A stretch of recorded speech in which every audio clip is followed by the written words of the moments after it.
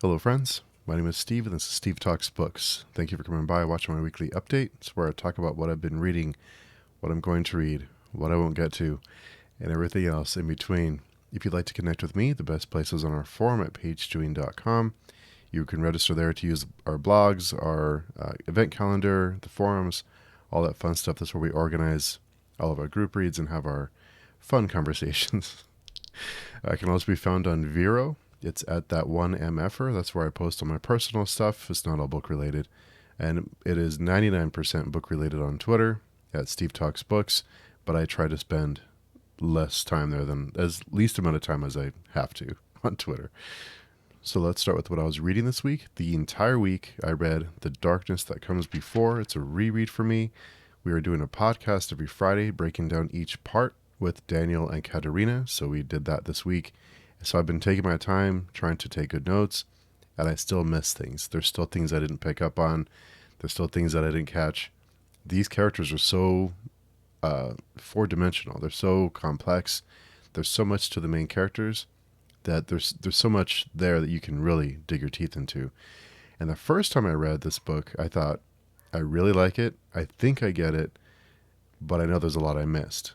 And the second time, it's on the reread, I'm taking, I'm writing things down. I'm trying to keep track, and I still miss things on my second read. And I've been taking it pretty slow. I've been just taking my time, not being in a rush, taking notes, being really careful. Because in this book, if there's some books you can miss a chapter and you're fine. There's some books you can skip a few pages and you're fine. In this book, you skip a paragraph, you skip the wrong line. You can miss out on a lot, and you'll still get the story, but you'll miss out on the additional stuff that you can pick up on.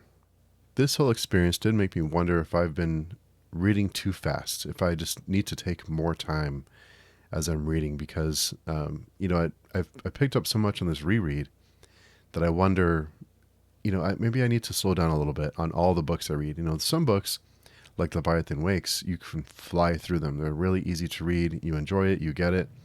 There's some books that you can do that with and still get the entire, get the full impact. You get the whole package. And there's some books that you just should take your time with, and it's very dense. There's a lot happening. There's a lot of setup. There's a lot of world building. There's a lot of character development. So it did make me start to kind of, think there's certain books when I feel like sometimes you feel like you can slow down. Like, am I getting this? You feel like you're missing things? Then, I need to be a little more cognizant about that and be a little more careful. So speaking of Leviathan Wakes, now that I've finished The Darkness That Comes Before, I finished that on Thursday. I did the podcast on Friday. I've been taking a day or so just to decompress. So I'll be starting Caliban's War. It's the second book in the Expanse series.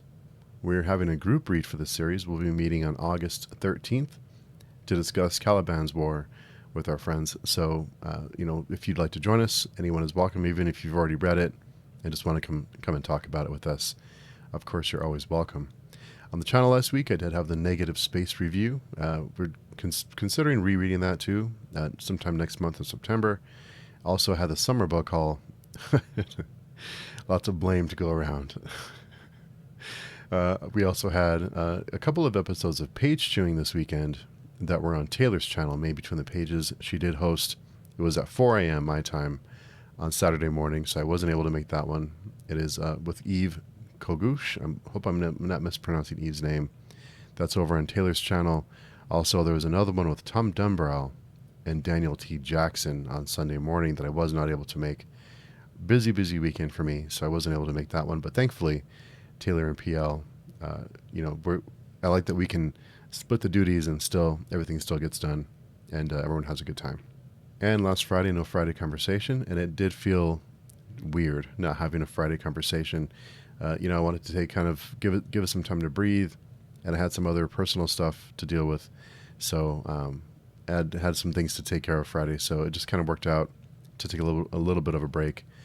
But we'll talk about what's happening next week on the channel. The Friday conversation returns.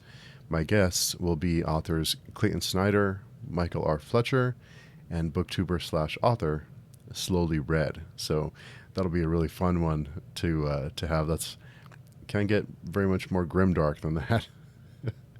So that'll be fun. I hope you come by and visit with us on Friday.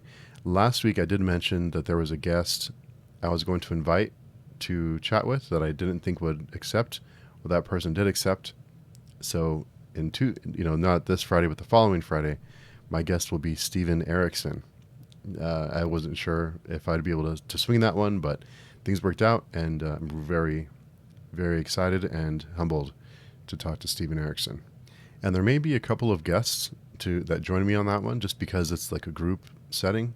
So stay tuned for that. I'm pretty sure both guests will be able to make it, but it's going to be really, really neat one. I wanted to have people who are experienced with the series, and then someone like me who's still new and still reading through the series, trying to get both perspectives, but I do want to learn more about Mr. Erickson and his process. And this week I will also have a spoiler-free review of Obsidian Awakening by Sienna Frost, or Faye, as some of you know her.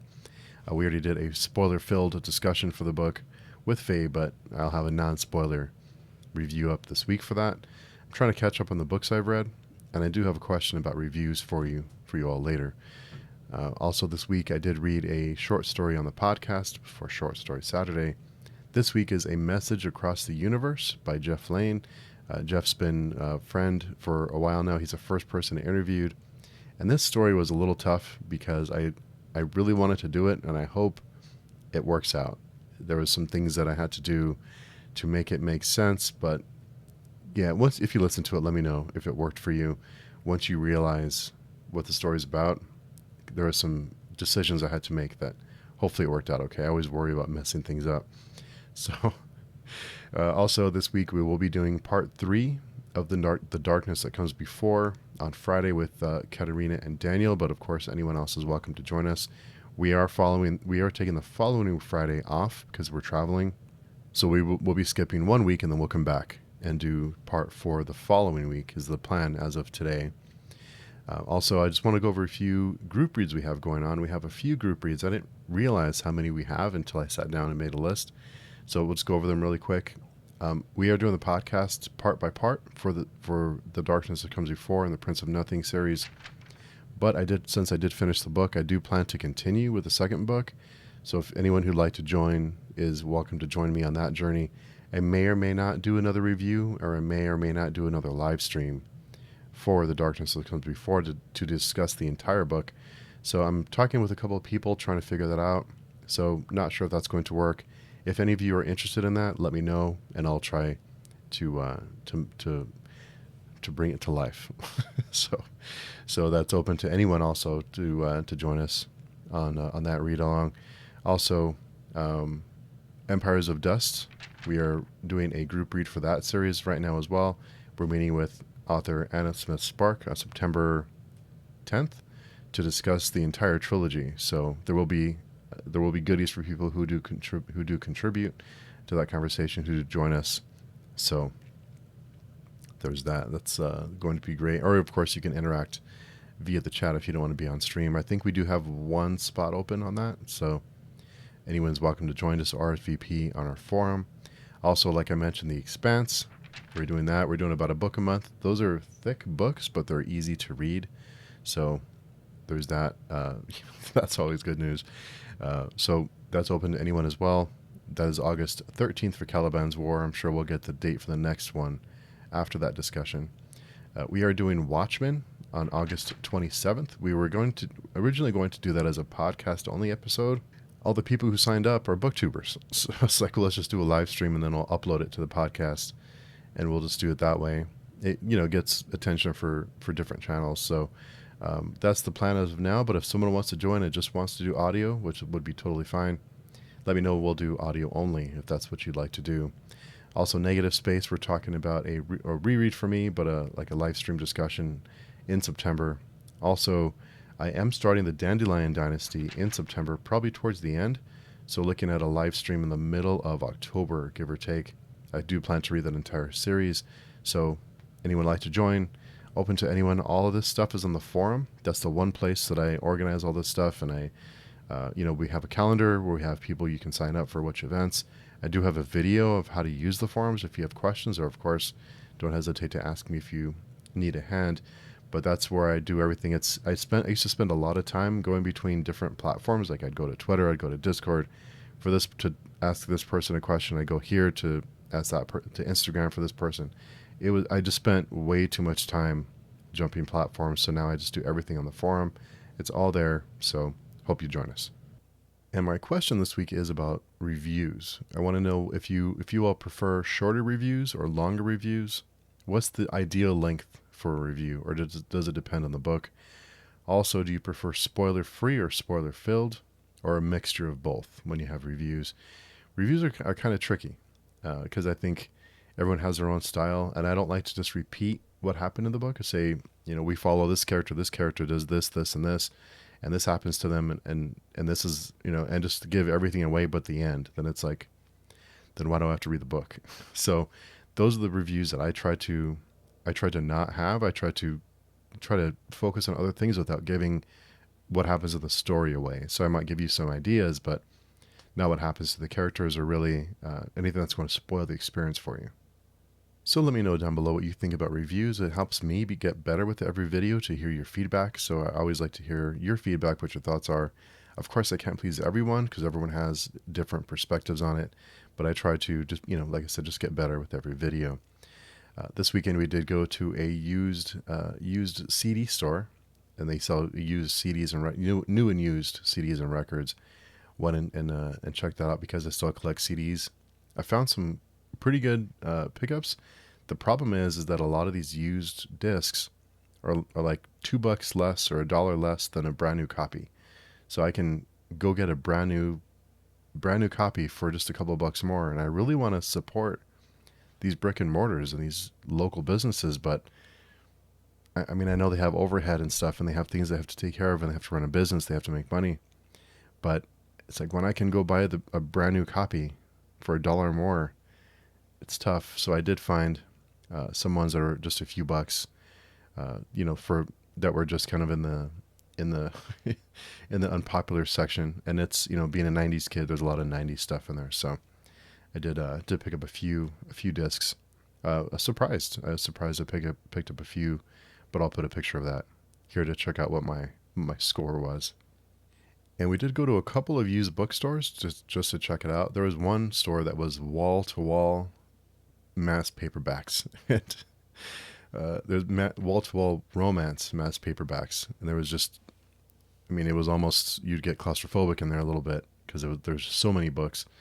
And so I'm just not a big fan of mass markets, so I didn't really find a whole lot. There was a couple of older books that were there, but they were pretty beat up. There were some Jenny Wirtz books that that was eyeballing, but they were just pretty beat up, and I'd rather read it on an e-reader than a mass market paperback. So if I don't find a trade for it, then I'll do an e-read for it. But I just, the spine was busted, and they were loved. The books are very loved, if you want to call it that. And this week I wanted to talk a little bit about Batgirl. I don't know if those of you have heard about this one. They've been making Batgirl for a couple of years now. They've been talking about it for, I don't know, 3-4 years maybe, about this movie they wanted to make. And it's gone through a couple different directors. They finally picked a director. They finally picked an actor, started making it. The movie's almost done. They put $90 million into it, and it's almost ready to go on HBO Max.